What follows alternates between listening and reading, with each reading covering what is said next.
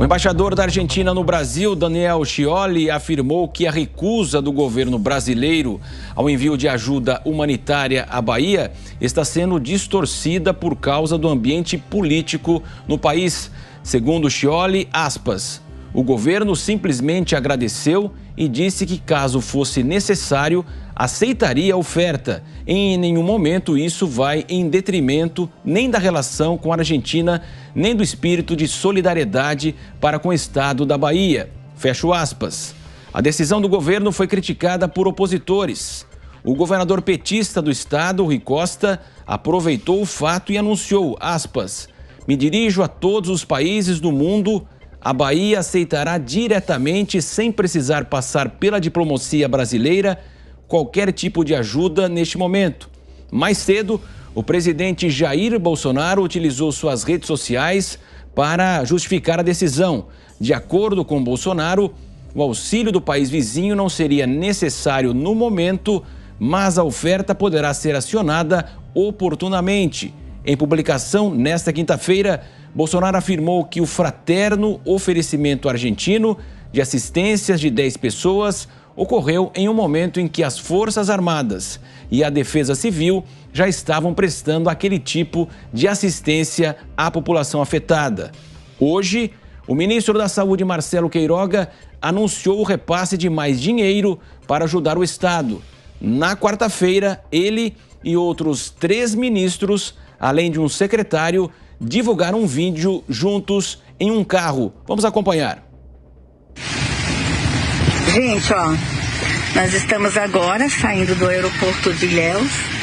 Depois que a gente sobrevoou a região, muita tristeza, muito triste o que vimos aqui. Agora está aqui o nosso ministro Marinho dirigindo, Roma aqui, ministro Queiroga aqui, nosso secretário executivo do Ministério da Infraestrutura. Isso aqui é inédito, gente. São 4 ministros e um secretário executivo dentro do mesmo carro, numa cidade atingida. E estamos aqui porque o nosso presidente disse que enquanto tiver uma pessoa sem atendimento, a gente tem que estar por aqui. Roma está aqui há quantos dias, Roma? Muito bem, então vimos aí esse vídeo que foi divulgado, inclusive, pela ministra Damares Alves. Zé Maria Trindade, quero começar com você. Zé Maria, não demorou muito, a gente sabia que essa história toda seria politizada. Zé Maria, boa noite. Pois é exatamente este o problema. Muito boa noite, Marcelo, boa noite, meu compadre Augusto, boa noite, Fiuza, boa noite, Ana. Muito boa noite a todos. Olha, Brasília, nesse momento, é a cidade do poder virtual. Não significa que o país está à deriva e não significa que o presidente e ministros abandonaram o poder. Abandonaram Brasília. O presidente Jair Bolsonaro, já durante a campanha, identificou: quero cada vez menos Brasília e mais Brasil. O ministro deve estar exatamente onde há necessidade da sua pasta. É claro que, burocraticamente, a centralização em Brasília é muito importante. Lá ficam o presidente da República, os ministros e secretários, né? Mas, num momento assim, é necessário que o país se organize e houve 2 correntes fortes e importantes. A primeira grande corrente foi a de solidariedade. Vocês não imaginam como tem chegado alimentos, água potável, a ajuda em dinheiro para os desabrigados. Não é só no sul da Bahia, mas também na região norte e nordeste de Minas Gerais. A situação não é boa, ainda existem cidades submersas, ainda existem rios inundando casas e as vítimas, né? É a cara triste, é a fotografia horrorosa desta tragédia que se abateu numa região tradicionalmente mais seca. A região norte e nordeste de Minas é o semiárido, faz parte, inclusive, da Sudene, né? De tão proximidade tem com o Nordeste. Esta tragédia também chegou em regiões ali dos estados do Nordeste. O presidente Jair Bolsonaro visitou primeiro o local, identificou a problemática, né, de uma região que ficou isolada, determinou que o Ministério da Defesa enviasse ajuda e, principalmente, homens para fazer uma recuperação das estradas, de forma emergencial. Pontes, passarelas e tornar transitável e tirar do isolamento municípios importantes. Ali próximo a Ilhéus e mais próximo ainda de Porto Seguro, Eunápolis, foi construída uma grande base, uma base de apoio militar, uma base de ajuda, e tudo isso aí exatamente para centralizar a ajuda a vários municípios e principalmente permanecer de plantão para o caso de recrudescimento ou nova chuva como esta. Então, esta é a realidade. Quer dizer, o presidente Jair Bolsonaro e ministros estão presentes, não estiveram presentes, não. O presidente foi, voltou e os ministros estão lá, né? Não é só para tirar fotografia de paisagem aérea, não. Estão no chão. Veja bem, 5 ministros.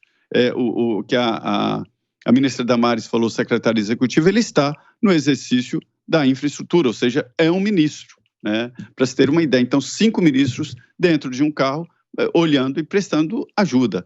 O orçamento de 2022 já vai começar exatamente com a recuperação de estradas, de moradias e ações novas do governo exatamente para atender. Essa história de que o Brasil está recusando ajuda, isso é politicagem. Não existe, dá a impressão de arrogância, de prepotência, não é nada disso. O que acontece é que o presidente Jair Bolsonaro não identificou imediatamente naquela oferta uma possibilidade de ajuda real aos brasileiros. Mas vamos nos lembrar de uma coisa, o problema primeiro, o gestor primeiro a lidar com o problema de enchentes e de queda de casas é o prefeito. O prefeito recorre ao governador e o governador recorre ao presidente da República. O Tribunal de Contas da União não permite, processa um presidente da República que faça uma intervenção no município ou no estado. Ele está para ajudar, desde que seja demandado pelo governador. Nós temos um pacto federativo muito definido e o governador e o prefeito é que mandam nessas ações imediatas. Então, tudo isso aí é politicagem. Esta imagem aí feita pela ministra Damares mostra exatamente qual é a realidade, né? Fora da realidade está quem fica passando fake news pelo telefone e agredindo o presidente Jair Bolsonaro e colocando o Brasil numa situação de vexame perante o mundo, dizendo, olha, nós não queremos ajuda, queremos sim. O governo, inclusive, está recebendo ajuda do Japão.